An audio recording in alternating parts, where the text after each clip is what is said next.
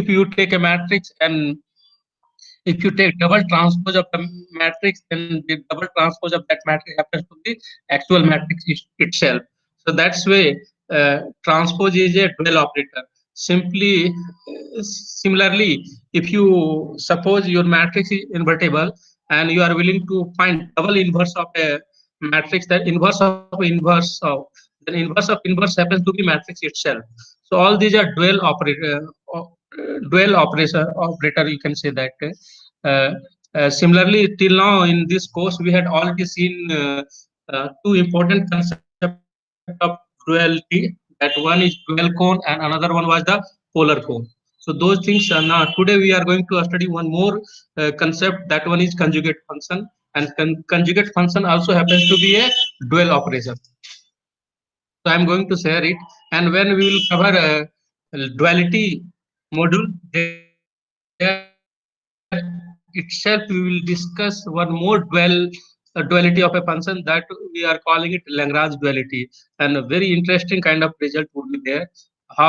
So what is happening in conjugate function? You will see that irrespective of what function you are having, if you are able to find conjugate of that function, then conjugate function always happens to be uh, pointwise maximization or supremum of affine function, and we had already seen that pointwise maximization of or pointwise supremum of convex function or affine function happens to be a convex function. That's way, due to the definition in which conjugate function is defined, we can easily see from there that conjugate function happens to be always convex. Whatever function would be there, but if you are able to find conjugate function of that given function, then the conjugate function would be always a convex function. And once you are having a convex structure, then easily you can solve that. There would be no any issue. So that's way we are going to discuss the very important part of how to design or how to uh, find out conjugate function of a given function. So today's lectures, it is here we will discuss about first conjugate function, then we will talk about quasi-convexity. It is more generalized version of convexity, and it is giving more freedom when you are generally quasi-convexity and log concavity. All these are coming when you are dealing with probabilistic function like distribution function or uh, cumulative distribution or probability distribution kind of function. That time you have to deal with these quasi-convexity function and log concavity function kind of things, because at least you are always going to learn some model, whether it is in machine learning or whether it is in control theory or signal processing. So there you will have this kind of a structure. Generally distribution, you have to deal with distribution. So with respect to those function, you also have to come to know how to apply convexity there. And most important part of this lecture would be criterion function, or probably if time permit we will discuss about criterion function. Like in machine learning, you have already seen very interesting kind of criterion function, and all about convex optimization is what we have to solve this or we have to find the optimum value of this criterion function. So generally there are three segment of criterion function. One is atomic type, that we are calling it loss function. Then if you further generalize, then you will get what cost function.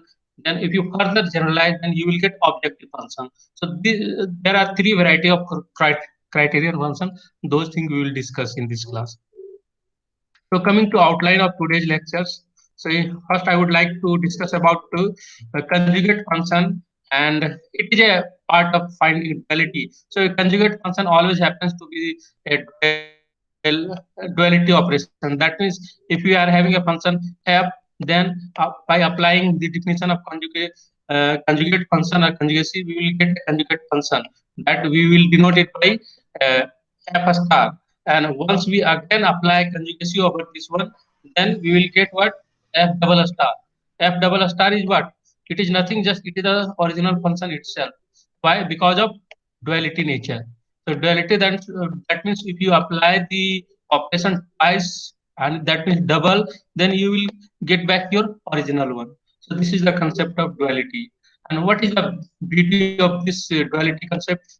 This operation, conjugate operation, is that irrespective whether this function is convex or not, this function is always convex. Conjugate function is always convex. In any scenario, this would be always convex. So that's where it is one kind of idea that to convert a non-convex problem into convex. Then we'll discuss about quasi-concave or quasi-convexity.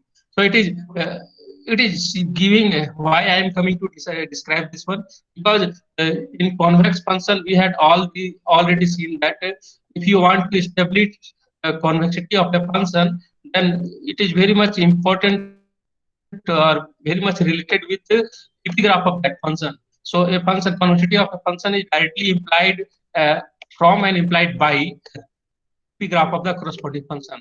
If you so it is by implication. That means if a function is convex, it will imply that epigraph of that function happens to be convex. Epigraph is a set. The epigraph of the function happens to be convex, and vice versa. If epigraph, anyhow, you come to know that epigraph of the function happens to be a convex, then simply you can say that your function is convex. So epigraph is what? Epigraph is talking about the region on and above the graph. So this is for this portion on and above the graph. That portion we are calling it epigraph. So we had already discussed this kind of thing. So you can easily see that this function, a square kind of quadratic kind of function, epigraph is convex. That's why this quadratic function, call it x square plus 1, it is a convex function. Why? Because epigraph is convex. Similarly, we know that through second order factorization we can also say that because Hessian of this one would be double derivative. That means if you divide differentiate 2 times, what you will get, the second derivative of this function would be 2, and that one is always positive. From there also you can try that this function is always a convex function, and due to that being a convex function, you can claim that epigraph would be a convex set. So that criteria you had already seen that, but there was if you are talking about relation between convexity of a function and sublabel set, then there was one dimension one dimensional approach. That means one way a relation was there. So that means if a function happens to be convex, it implies that corresponding sublabel set happens to be convex. So sublabel set, we define sublabel set for any kind of function. A sublabel set happens to be subset of a domain. So sublabel set we generally define all the element from the domain such that the function value is less than equal to a particular real number. So that we call it alpha. So alpha suffix we are putting it here with s as well. So this alpha. So that means it is a collection of all the points such that fx is less than equal to alpha. That means here if you are having this function, so if you define one horizontal line against f of x equal to alpha, so what you will get, the corresponding subspace you will get. That means it is project back, and the pre-image of this point, pre-image of this point would be this point in the domain, and pre-image of this point would be, it will come reverse. This it would be this. So for this function x square plus 1, easily you can observe that this interval is the sublabel set of this function, and we can see that every sublabel set in this category happens to be convex, but converse was not true. Converse is true in case of quasi-convexity. So that's why I am coming to discuss here. That means a function is said to be quasi-convex if it's if and only if its sublabel set is convex. So that criteria we will discuss here, and then we will go to discuss about log concavity or log convexity. So those, and if time permit, then we will go to discuss about criterion function. Atomic function is loss function, then more generalized function is cost function, and most generalized is objective function. So these things probably we will discuss in next class. And that's why we are studying this course in order to optimize this kind of function and to find the solution as well. Apart from optimizing, we have to find the solution as well. That means optimal parameter. So coming to conjugate function, what does it mean, conjugate function? So conjugate function, if you consider a function from Rn to R, and the function, the f star, it will be defined as, it is defined as like this way.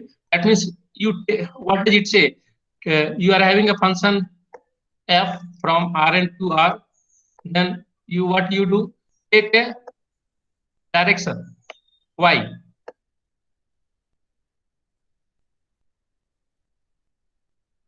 then take a direction, any direction in the domain of function. So why we are taking any direction?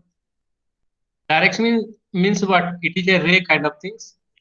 So we are taking a direction in which we can proceed further.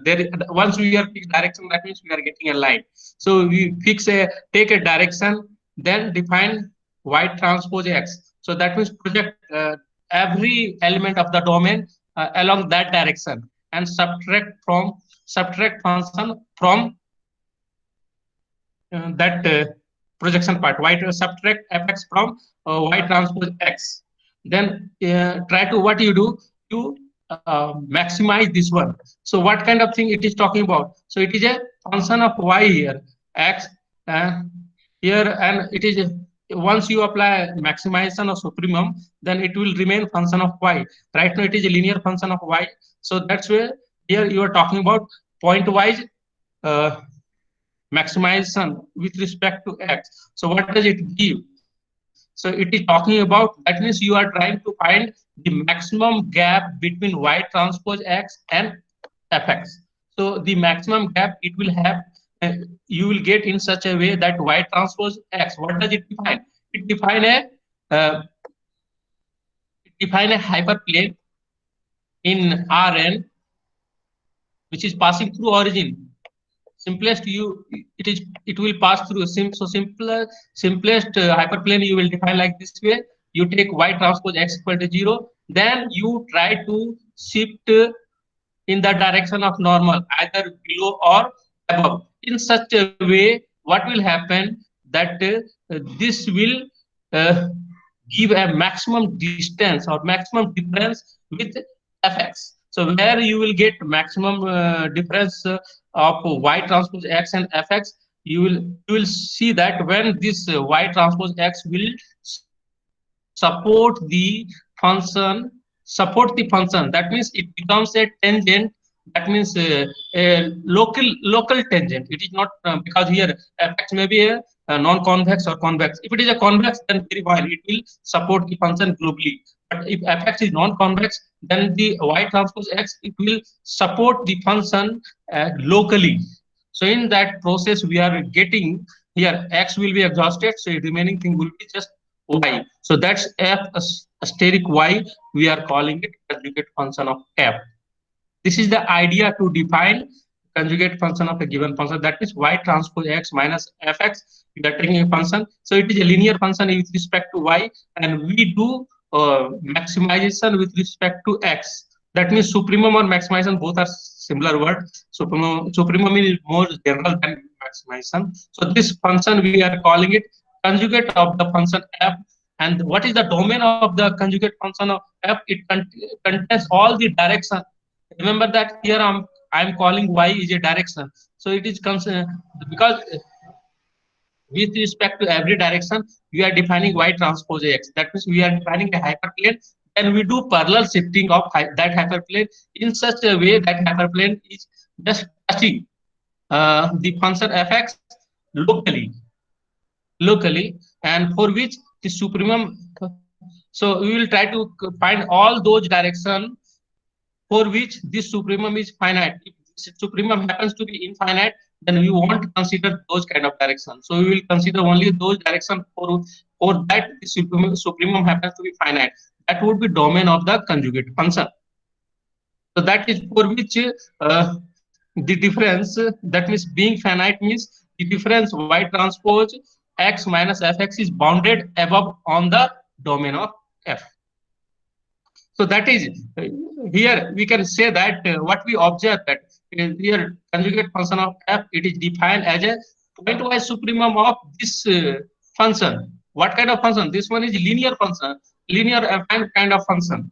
So it is a convex. That's why conjugate by from the definition conjugate function happens to be a convex function.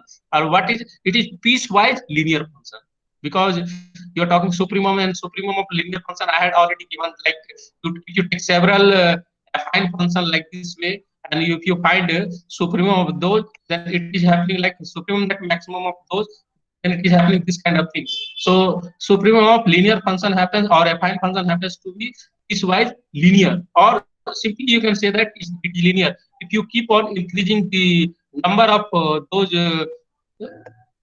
affine function, then definitely here it becomes very a smooth kind of function, and finally you will get a nonlinear function. So that's why f star is a convex function, since it is pointwise supremum of a family of convex function, indeed affine function of y. So conjugate function is always a convex function. I will take few example first before going to uh, find example of convex function or find the convex function of a conjugate function of a given function. I will take an example in as a function of one variable. So consider f is a function of one variable. Then take any direction y. So y, it would be just a real number. So take any y. Then conjugate function f asterisk y. It will say that it is the maximum gap between the linear function y transpose x and fx, and it's in such a way y transpose x will support the function at x.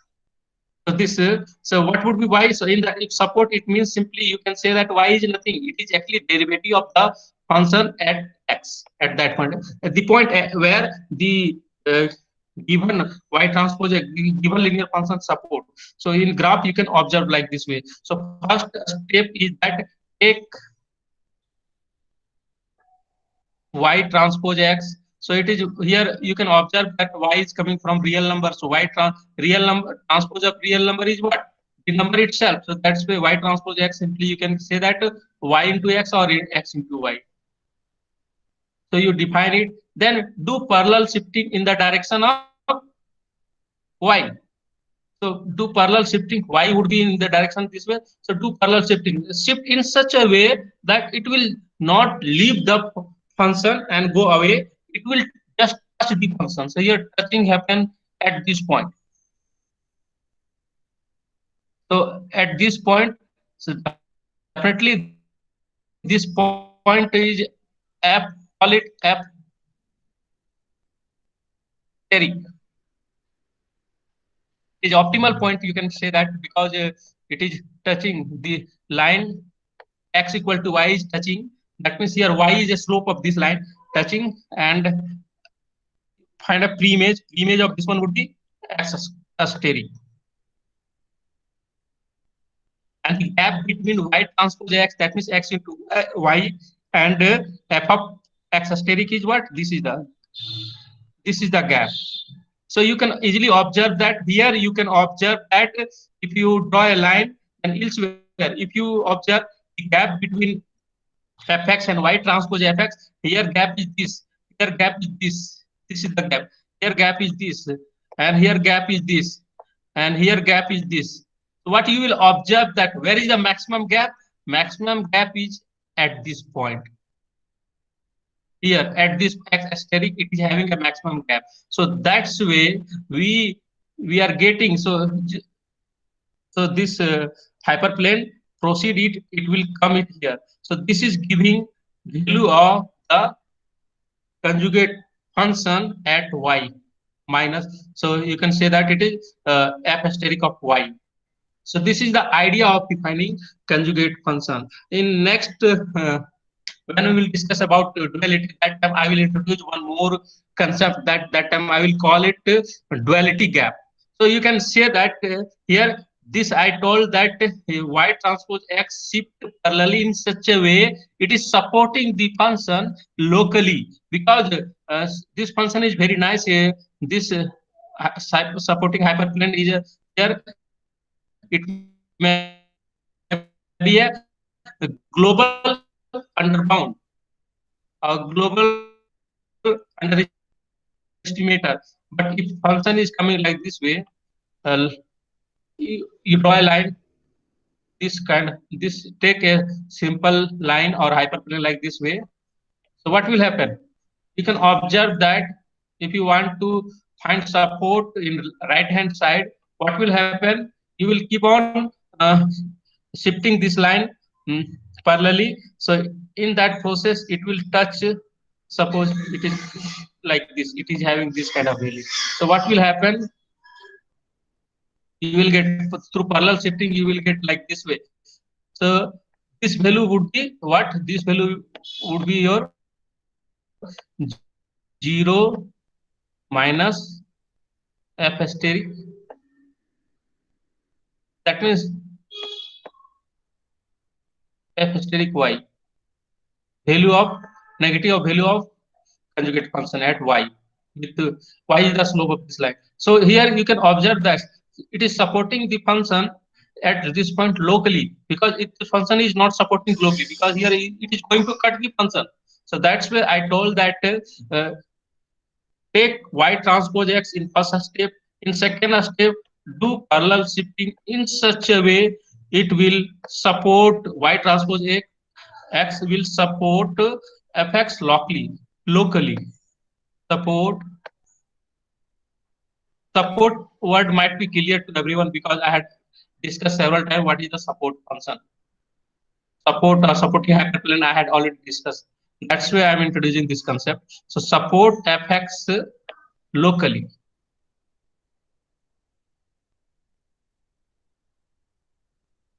Locally. If you are having any question, you can ask here. Otherwise, I'm going to take few example. In order to, we will take variety of function and we will find conjugate of those various functions. First example, take a find function ax plus b, or simply you can call it, define it a transpose x. A transpose x plus b. So what kind of function? This one is a linear function. So as a function of x, it is given already. So we will try to find.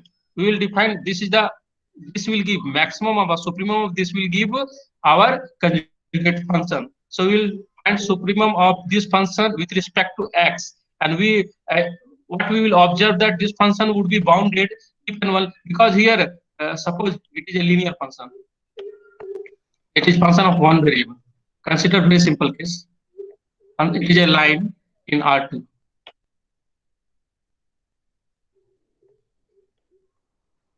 So in that process, what kind of form it will be? It will take when this function is bounded. When this function is bounded, then we will be able to find supremum. If it is bounded above, then we will find supremum. So if you try to write in this way here, x is variable because y is a direction. Along that direction, we try to find maximum gap between y transpose x and the given function.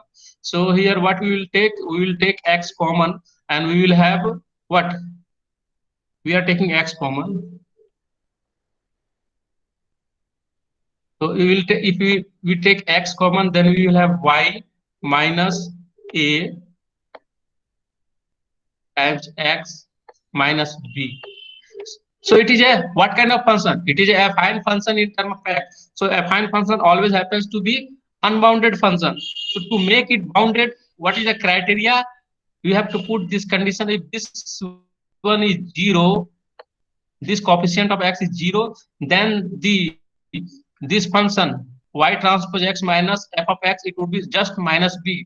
That means it is just a function taking a single value. It is a constant value. It would be a constant value if coefficient of x happens to be 0. So this function would be bounded if and only if this coefficient becomes 0. That means y equal to a. So which is in which case it is a constant. So it becomes a constant. What is the maximum of a constant? The value itself. It would be value itself. So that's why the conjugate of affine function is what? It is a constant function minus b. And what would be domain of the conjugate function? Because it will take y equal to here, y equating this coefficient to 0, you will get y equal to a. So the domain of this affine function in R2 is a singleton set. It is having only one element. It is having that one is equal to A. Now we try to find uh, conjugate function of the logarithmic function, negative logarithmic function. We know that what is the plot of negative logarithmic function. Negative logarithmic function is a convex function. You might be remember that we had already discussed several times. So this is the plot of negative logarithmic function. That means minus log x, and it is a convex function. We will try to find the conjugate of this convex function. So and r plus means positive real number. That means x is greater than strictly greater than 0, and single plus denote x is greater than equal to 0. So it here double plus. That's why domain of negative logarithmic function is set of all positive real number. Now similarly we will define our this affine function y transpose x minus f of x. So if you simplify it, it would take form y transpose x plus log x, and here it is log x is a function of one variable, so y transpose x it would be simply yx plus log x. So this function it would be unbounded if uh, y is greater than equal to 0, and it will reach maximum where maximum it will take minus at minus 1 by y with respect to x. So how can you find maximum? So here both linear function is a differentiable function. That means y transpose x is a differentiable function. Log x is also differentiable function. How do you find optimum value of this one? So you need to just differentiate it and equate to 0 with respect to x. So if you differentiate with respect to x, then first term would be just y, and second term would be what? Second term would be what is the derivative of log x? It is 1 plus 1 by x. And if you equate to 0, from there you will get the point where this function will have maximum value. What is that point? That point is minus 1 divided by y. Otherwise, this if it is unbounded above, then this would take infinity value. Okay, so therefore the domain of the function would be what? Because for y greater than equal to 0, this function happens to be unbounded, and it is taking maximum value at minus 1 by y, and that means domain of this function is what? Y is less than 0. That means negative of first quadrant. That means it is talking about third quadrant. So domain of this conjugate function of minus log x is third quadrant. So domain of this that means negative real number. Simply here you can call it a negative real number. It is talking about negative real number. That means x is strictly less than 0. This one is domain of the conjugate function of negative logarithmic. And what is the function? What is the conjugate function? So substitute back x here in this linear function in order to get conjugate value. So if you substitute x here, what would be this? It would be here. It would take y transpose uh, minus 1 by y. So y will cancel out. You will have just minus y, and in place of x we are putting minus 1 by log x. If you simplify, it will take this form minus log of minus y minus 1. Here where this one is defined for negative y. So this function is what? It is a conjugate function of this one. And if you are able to plot this one, we know that this one is always a convex function. It would be always a convex function. Now take exponential function. So exponential function happens to be convex function. Very nice. There is no issue. Now we will find the conjugate of this exponential function. How we can find? We need to y transpose x minus fx. We know that this function is unbounded when y is negative. When y is negative, and for y greater than 0, this function it will reaches its maximum where it will reaches its maximum at x equal to log y. How you can see that maximum, what you do? Simply just differentiate this one with respect to x. So derivative of this one with respect to x, what it would be? So differentiate with respect to x. So you will get y minus, what is the derivative of exponential function? It is the same function e to the power x and equate to 0. From there, what you will get? You will get, if you simplify, then e to the power x equal to y. If you take log both sides, then it will give that x equal to log y. This one is the optimal point of the function y transpose x minus e to the power y. So at this point, this function will have maximum value. So that's why, based on that, substitute back that x in term of y in this function. That will maximum value of the function, and you will get your conjugate function. So conjugate function of exponential function is what? It is y times log y minus y. And what is this? This one is talking about negative entropy. It is definition of negative entropy, and we had already seen that negative entropy is what? It is a convex function. What is the plot of negative entropy? So it is coming like this way. This is the plot of negative entropy. That means y log y, and it is always a convex function. And what is minus log y? Minus log y or y, whatever you will take, that one is also a convex function. It is talking about minus log y. Why is this? This is the minus log y. This is y-axis. Now here the argument for conjugate function is y. Remember that. Don't confuse with x. X is the argument of your original function, but y is the argument of conjugate function. So you will plotting like this way. So this is the plot of y equal to it is plot for minus y. F of y equal to minus y, and this is plot for y log y.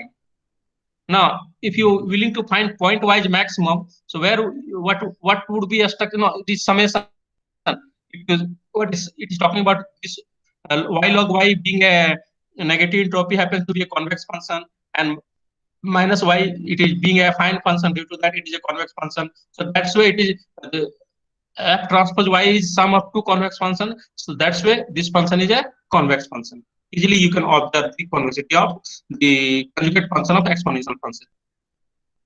Now similarly we will find uh, conjugate function of negative entropy. So here we had already seen that the conjugate function of exponential was expressed in terms of negative entropy. Now let us find the conjugate function of entropy, negative entropy function. So what would be? So again we do same thing. We define y transpose x minus fx. It would take the form y transpose x minus x log x. So what you do? You find the structure where it is bounded above, and find the maxima where it will have maxima. So simply what you do, differentiate again with respect to x, then you will get a point x equal to e to the power y minus 1. So this is the point where this function, linear function minus fx, will have maximum value, and with respect to that, it substitute it back to this linear function, then you will get this function e to the power y minus 1. So exponential function is always a convex function. If you subtract with a constant, it will not change the convexity of that function. Again, the function will remain a convex function. So due to that, you can observe that the conjugate function of negative entropy happens to be exponential function. So you can see very interesting result between exponential function and between negative entropy. That means you can say that conjugate function of exponential function can be written in term of negative entropy, and vice versa. That means conjugate function of negative entropy can be written in term of exponential function. So that's way very nice thing. So you further, if you are willing to find double conjugate of this function, you will get back your original function x log x. So those are just a homework you can try yourself. Further, if you are taking reciprocal function one by x in the for positive real number, plot is like this way, this asymptotic kind of function. So this function is always a convex function. From the graph you can easily see that. Now we will try to find the conjugate of this function. So conjugate of this function always it would be a convex function. So we will define y transpose x minus f of x. So that will take form y transpose x minus 1 by x. So this function is unbounded above. So, but for y equal to 0, this function has supremum 0, and y negative y, this function will take supremum at negative of minus negative of y to the power minus 1 by 2.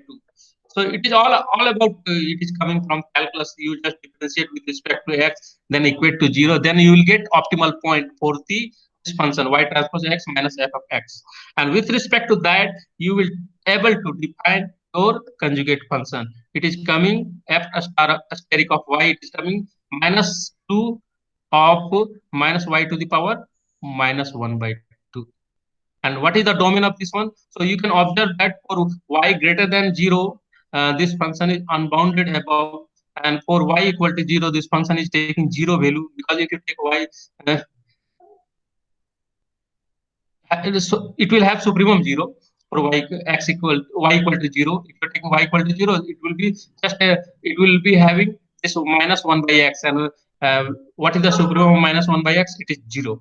And similarly, when you take y negative, then it will attain supremum at this point, and with respect to that, you are getting your conjugate function. So that's why the conjugate function of f is defined for negative y, and with respect to that, you are getting your conjugate function. So this function is always a convex function. Now take very interesting kind of example that we are calling it quadratic function. So quadratic, in a special case, that we are taking the coefficient matrix of this quadratic term, uh, positive definite, double plus is coming. That's why it is a q is a positive definite matrix. Remember that it is more than positive definite. It is positive definite. That means every eigenvalue of q are positive, or simply you can say that every minor of q are positive. So now, with respect to this quadratic function, we are defining this function y transpose x minus half x transpose qx. Now, we will try to find upper bound of this one, and you will see that it is bounded above for every x and y. What we do, where it will attain maxima. So again, you apply calculus, find the first derivative with respect to x. That means you are finding gradient. It is function of two variables. A person even can say that function, it is function of several variables. So you need to find gradient. Equate to 0, there you will see that it is just what it will come. It is a linear function, so derivative of this one would be just y, and it is a quadratic function, so derivative of this one, it will return in term of qx, and half will cancel out because x transpose x coming. So due to that, 2 will come and 2 will cancel out this denominator 2. From there, if you solve it, that gradient of fx equal to 0, you will come to know that x is q inverse y, and q is a positive definite matrix, and every positive definite matrix is invertible. So that's why you are able to write that x equal to q inverse y, and from here substitute back x here in this function. That means y transpose x minus half of this quadratic function. And if you simplify, you are getting the conjugate function of this quadratic function is again a conjugate function with inverse coefficient. This inverse coefficient. So it is having a very interesting result with the Gaussian distribution. So you can find the relation with Gaussian distribution as well. So conjugate function of the here, this one is a quadratic function. It is also convex, and this one is conjugate is always a convex function. Irrespective of your primal function, whether it is convex or not, your conjugate function would be always a convex function. Now we take one more example, that indicator function. Indicator function, that means it is a function which is defined in such a way that suppose S is a given set. I don't know whether it is not necessary that X would be a convex set. X may be any kind of set. So that's why indicator function may or may not be a convex function. So indicator function is defined like this way. It is taking 0 value when element is coming from your given set S, and otherwise it will outside a S, it is taking very big value, infinity. So this function we are calling it indicator function. So if you are willing to find a conjugate function of indicator function for given set, whether it is a given set is a convex or non-convex, that one is immaterial. So that function conjugate function of the indicator function happens to be support of the set in a particular direction. So x will come from S. So the conjugate function of indicator function happens to be support of the set. This is the definition of support of the set in the direction of y, and all those possible directions would be uh, in the domain of this conjugate function of indicator function. So simply you can say that the same thing. This definition you can call it support of S in the direction of y. So y you can put as a suffix, support of S in the direction of y. You can say that. So it is a support function of the set S. Indicator function. Now, conjugate function of very interesting that we had already discussed several times, log sum exponential function. So we will find conjugate function of log sum exponential function, and we will see that what kind of form it will take. So log sum exponential function, it is defined as logarithm of the summation of exponential function, and we know that we had already seen that it is a very nice function, and Hessian of this one is always positive semi-definite. Due to that, you can say that this function is a convex function. Very nice structure Hessian is also taking. Hessian is taking that Hessian is defined in terms of a diagonal matrix minus one rank matrix. So diagonal entries are coming from here. Through derivative, you will come across all this. So it is taking very uh, here diagonal matrix will come, and one rank matrix will come. Any one rank matrix you can define in term of uh, what in term of outer product of to any outer product of a vector, that means w into w transpose. So this if you are writing a multiplying a column matrix with transpose of the column vector with transpose of the vector itself, then you will get one. And what is the size of w transpose? It would be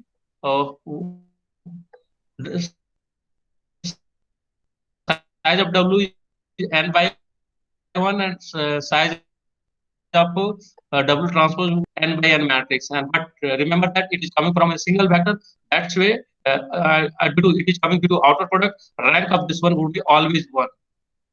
In SVD we had discussed that kind of pattern. Rank would be rank of this one would be always 1. So those things I had already discussed. So simply I would like to say that we know that this function is a convex function. So we will find conjugate function of this one. So in order to find conjugate function of this one, what we do, we differentiate this one with respect to x, and equate to 0. After doing that, what you will get, you will e to the power xi divided by this summation, and for I equal to varies from 1 to m. What you do, if you can see very interesting pattern in y. If you sum all yi's, then here what would happen? This right hand side it becomes 1. So that's why these equations are solvable if and only if. Solvable for x if and only if. Here we know that it is talking about ratio of this exponential divided by summation of all these exponential, and exponential is always a positive function. It is e to the power x is always greater than 0. So due to that, this y vector it would be always component wise greater than 0. And further also you can say that if you sum all these y's, and due to right hand side the summation of y is 1 transpose y, that means one is what it is talking one vector, that means every component of y is what one is 1. Every coordinate of one vector is 1. So y transpose 1 transpose y is nothing, just it is what it is talking about summation of the coordinate of y. So y is what it is, y is m dimensional vector, so it would be y1 plus y2 plus up to where it will come up to m. ym.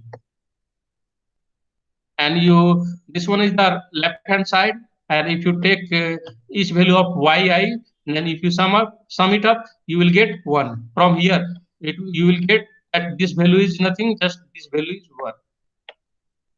So that's why it is talking about the solvability of this equation. Under this condition, you will come across that your conjugate function of the log sum exponential is what? It is taking it is just what? It is just sum of what? What kind of function this one?